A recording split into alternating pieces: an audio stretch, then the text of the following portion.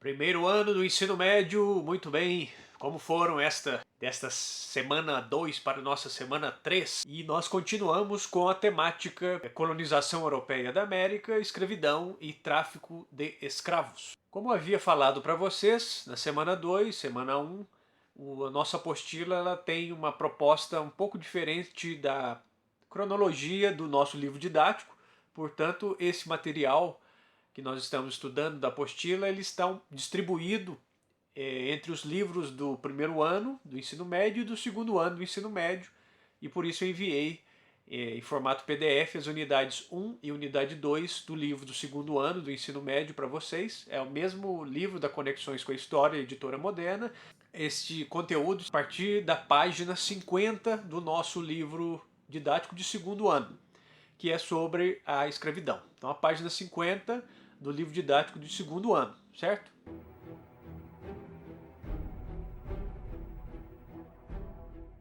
A nossa apostila fala em globalização. A globalização não é um fenômeno que surgiu há pouco tempo, algumas décadas. A gente pode datar essa globalização desde a expansão marítima europeia, as grandes navegações, a criação dos primeiros grandes mapas mundi, quer dizer, o mapeamento do planeta, e a ligação das redes de comércio.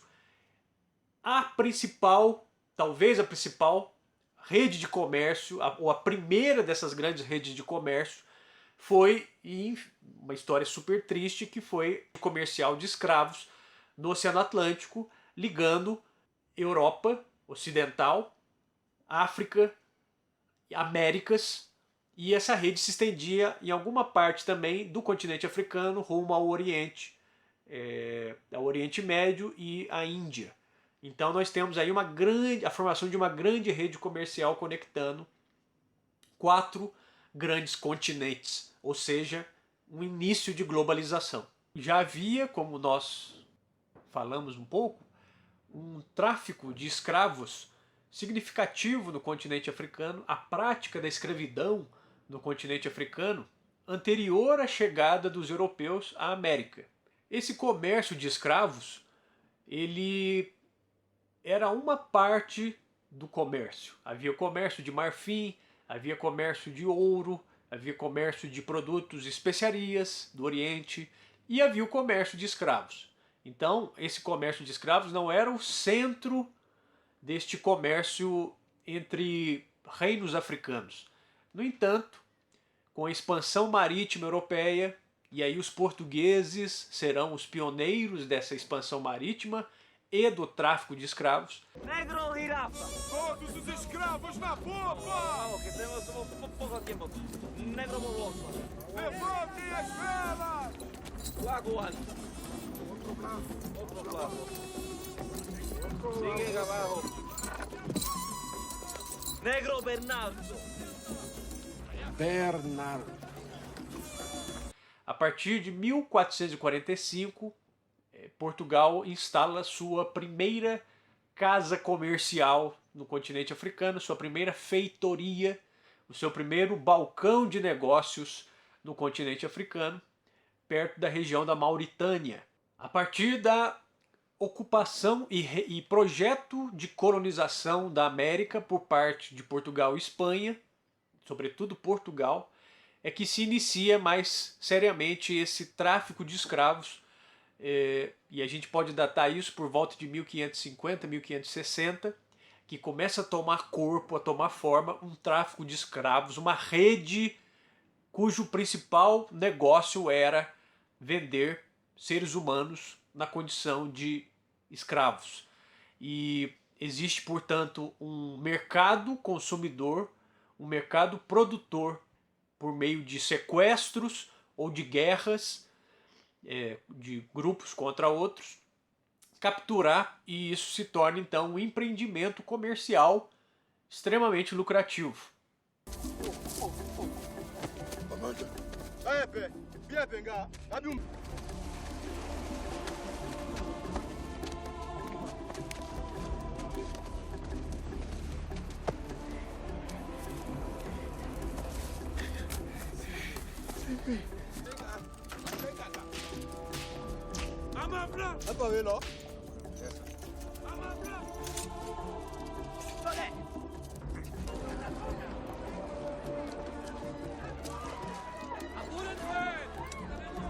Então havia, por parte dos portugueses, esta ação, havia investidores desse comércio, grandes grupos burgueses, inclusive de fora de Portugal, como por exemplo a Holanda, né? Muitos grupos de comerciantes holandeses tiveram um papel importante nesse financiamento do tráfico de escravos, e os chefes locais africanos, reis, príncipes, que também, grandes soberanos, que também lucraram, formaram essa rede comercial de abastecimento de escravos, de seres humanos escravizados para esse grande comércio atlântico.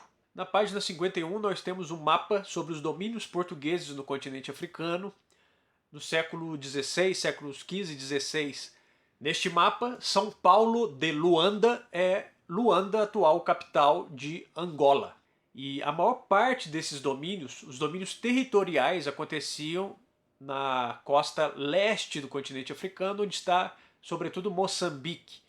E na costa oeste, que é a costa do Oceano Atlântico, a costa atlântica do continente africano, pontos menores territoriais. Então Portugal controlava menos pontos territoriais, mas esses pontos eram muito mais lucrativos porque eram as feitorias e eram vários portos e vários balcões de negócios onde os portugueses vendiam, compravam mercadorias, sobretudo obtinham a mercadoria escravo para transportar esse escravo para a América, vender esse escravo aqui no continente americano e, com o lucro desse comércio, reinvestir na compra de mais escravos.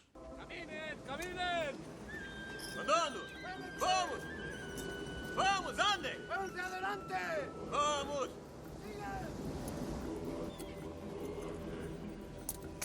1300. ¿Está todo bien? Sí, todo bien. Pode. Quando chegamos, hein? 13! E aquele? 14! Eu dou 14! Eu dou 16! Eu quero ali mais saudável, eu dou 10! Eu quero aquele ali!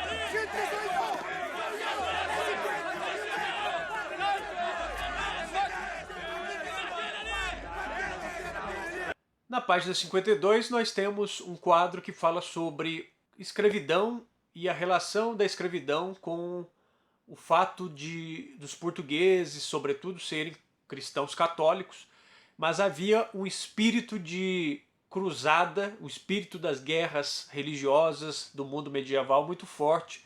Então havia essa imagem do africano como um não cristão, um infiel, e, ao mesmo tempo, havia uma ideia de cristianizar esses povos.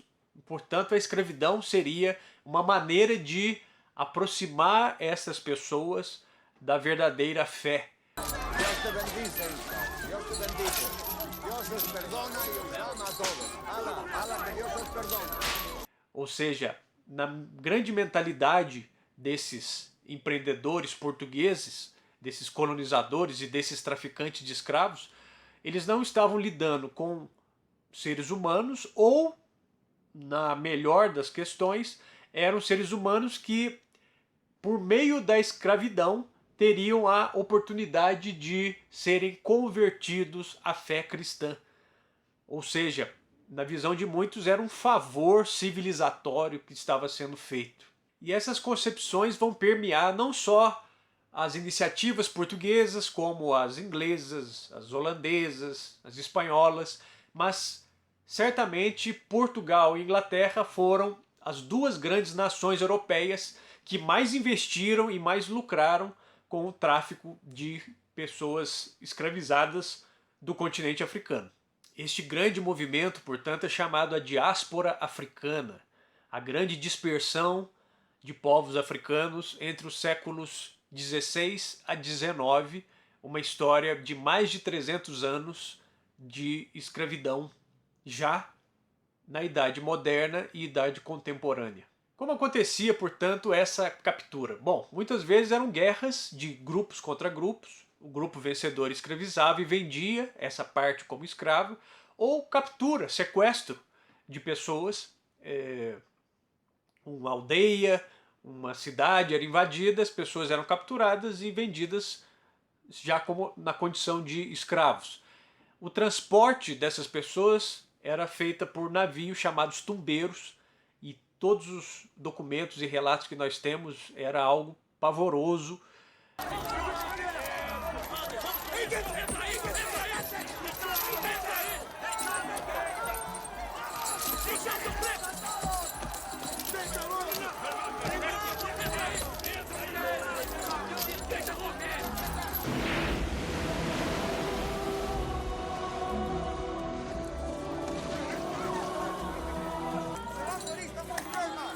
Esta tampoco no le das nada. No me toques. Estas sí están bien. Mira. Tampoco esta no mala. Este está enfermo, no le des nada. Dales comida solo los que están sanos.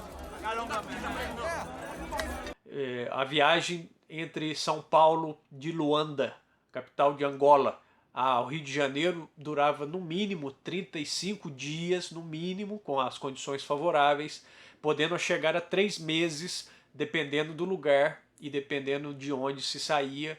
Se saísse, por exemplo, da costa de Moçambique, que aí teria que contornar o Cabo, na África do Sul, subir o litoral africano e achar um caminho para a América Portuguesa, com as condições ideais, portanto, de 35 dias no mínimo, poderia durar 3 meses a travessia pelos tumbeiros no Oceano Atlântico. E o cálculo de mortandade, ou seja, aquelas pessoas que morriam na travessia, era na casa de 20 a 25%. Então, de cada 4 que embarcavam nesses tumbeiros, 1 morria na travessia, o que torna a história ainda mais triste, né? Com todas as condições dessa situação. Ao longo do tempo, essa mortalidade vai diminuindo até chegar a cerca de 10% no século XIX. Outra estatística importante, na página 56, se nós somarmos a quantidade de escravos que foram trazidos para a América Portuguesa, o Brasil, e para a América Inglesa, que seriam os Estados Unidos, dá na casa de 70%. Então, Brasil e Estados Unidos foram os destinos de 70% dessa população escravizada e tirada do continente africano para a América. E o Brasil foi, desses 70%, mais de 40% para cá. Nos números absolutos, o Brasil foi responsável por ser o destino de quase a metade desses africanos escravizados e vendidos na condição de escravos.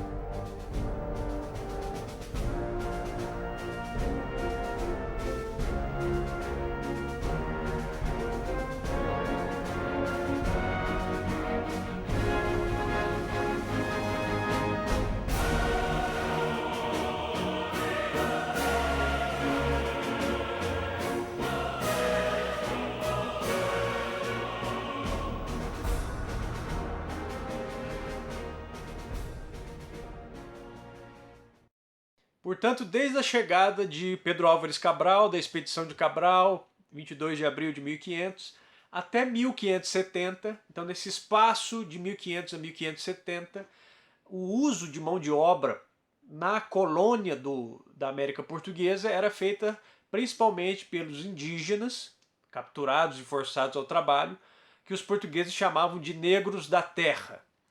E a partir de 1570, no Nordeste, na zona da Mata do Nordeste, começa a produção do açúcar com as fazendas de engenho, e aí sim começa a chegar uma quantidade cada vez maior de africanos escravizados para trabalhar nas lavouras de cana-de-açúcar, e aí deslancha esse comércio de escravos, esse tráfico de escravos do Atlântico. E os portugueses se referiam, portanto, aos ameríndios como negros da terra e aos africanos em geral como negros da Guiné. É também por volta desse momento que as populações indígenas são praticamente dominadas e dizimadas, sobretudo as grandes nações, excetuando-se a grande nação Guarani, mais aqui no Centro-Sul, mas é um momento em que realmente Portugal consegue estabelecer as bases aqui na América Portuguesa. Várias doenças já haviam dizimado muitas populações indígenas, então, para muitos grupos indígenas, o comércio, a relação comercial que havia se estabelecido com os portugueses já não era interessante, o chamado escambo, a troca de mercadorias. Os portugueses precisavam de muita mão de obra nesse momento, e uma mão de obra que fosse que produzisse muito, tivesse pouco custo, e os índios já não atendiam essas condições. Outro ponto importante é a ordem dos padres jesuítas, a ordem jesuítica, que aí começa o seu trabalho de conversão e evangelização desses grupos indígenas, e muitos grupos de padres jesuítas vão defender, vão abrigar esses índios e defender esses índios dos trabalhos forçados, dizendo que os índios tinham uma alma boa, eram inclinados à bondade cristã. Então essa política da ordem jesuítica vai ajudar também a afastar um pouco essa mão de obra indígena e, por outro lado, né, havia esse estímulo ao uso de mão de obra de escravos africanos. Então, na página 59 fala disso. O Brasil se torna uma sociedade escravista. A escravidão ela passa a ser naturalizada, é algo comum, é algo normal, é algo do dia a dia.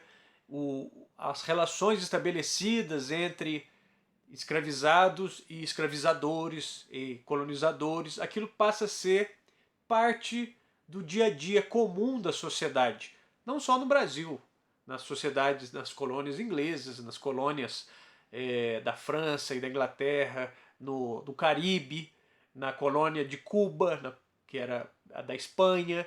Nessas áreas, a escravidão passa a ser algo legal e moralmente aceito. Então ela é legal e moral. Claro que havia a violência, a brutalidade, a exploração, e havia também formas de resistência por parte dessas pessoas escravizadas.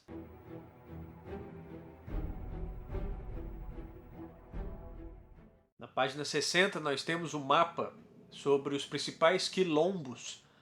Quilombos ou mucambos eram como se chamavam esses núcleos de resistência da população escravizada que conseguia fugir das fazendas e vilas e se juntava para se abrigar, se proteger. E muitos desses quilombos eram em lugares remanescentes de aldeias indígenas, ou contavam também com índios que fugiam de maus tratos ou fugiam do trabalho forçado e se juntavam nesses núcleos de resistência. Nesse mapa, repare que o mais próximo de nós aqui de Itanhandu é Baipendi, não é muito longe.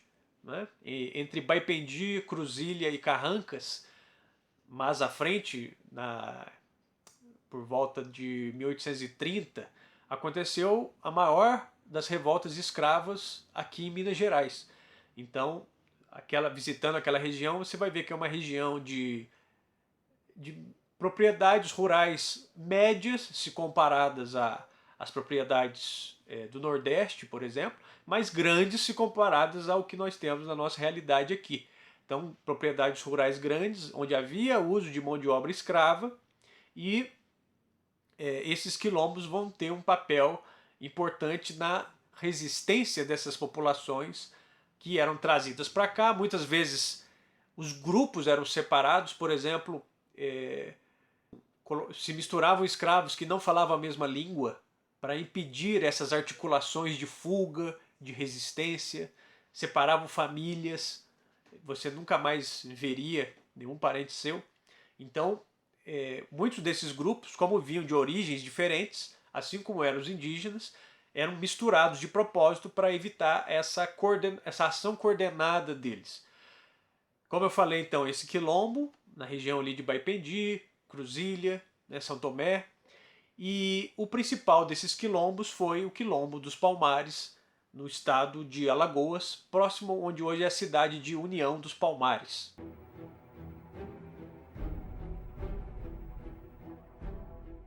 Segundo as pesquisas mais recentes, no Brasil, cerca de 43, 45% da população brasileira se declara preta ou parda. Na verdade, fazendo uma correção, usando esses dados da Pesquisa Nacional de Amostra de Domicílio de 2015, realizado pelo IBGE, se nós somarmos a população que se declara parda e preta, nós temos perto da casa de 54%, ou seja, a maioria da população brasileira. E são dados importantes porque nos últimos anos esse número vem aumentando proporcionalmente às declarações. Isso é, existe uma identificação cada vez maior com esse passado. Isso é importante porque, junto com a escravidão, vem a discriminação racial, preconceito, racismo. A própria ideia racial de se construir historicamente a ideia de que a escravidão necessariamente é algo próprio de povos africanos, negros africanos, é uma construção que passou a ser feita neste processo da escravidão transatlântica. Né? Então, na Idade Antiga havia escravidão. Quando nós estudamos Grécia, Roma, Egito, Mesopotâmia, havia a prática da escravidão. Essa prática da escravidão não tomava ainda esse sentido mercantil, comercial. Claro, havia alguns povos que vendiam escravos, mas isso não tomou corpo de um grande comércio de escravos, de oferta e procura, etc. Era normalmente escravidão por dívidas ou escravidão de prisioneiros de guerra. E muitas vezes era algo temporário. Então a escravidão antiga ela tem diferenças com relação a essa escravidão moderna. E um outro componente importante é esse aspecto racial. Essa questão de você falar da escravidão e necessariamente pensar a escravidão sobre os povos africanos e da África subsaariana, os povos negros da África subsaariana. Isso, portanto, trouxe na nossa grande mentalidade um preconceito, um racismo que um pouco diferente do que existe, por exemplo, nos Estados Unidos, que é considerado que foi uma sociedade que passou por momentos de segregação, ou seja, as próprias leis faziam questão de discriminar quem era branco, quem era negro e discriminar locais de acesso de cada um. E no Brasil nós temos o chamado mito da democracia racial, que aqui essa escravidão teria sido mais negociada, teria sido mais suavizada nas relações entre senhores, entre colonizadores, o elemento branco europeu e dominando o elemento negro africano por meio de valores culturais, da religião, de práticas culturais do dia a dia que teriam suavizado essa violência. É uma discussão muito em aberto nas aulas de história, nos debates de grandes historiadores, mas é uma visão que certamente nós temos que trazer na consciência de que a nossa sociedade brasileira, a base dela foi a prática da escravidão. E essa escravidão durou por mais de 300 anos. Então, é algo que não vai desaparecer com algumas décadas ou com séculos, inclusive. Ou séculos até. É algo que está muito entranhado na nossa sociedade e nós temos que pensar isso com uma questão das mais sérias do nosso dia a dia.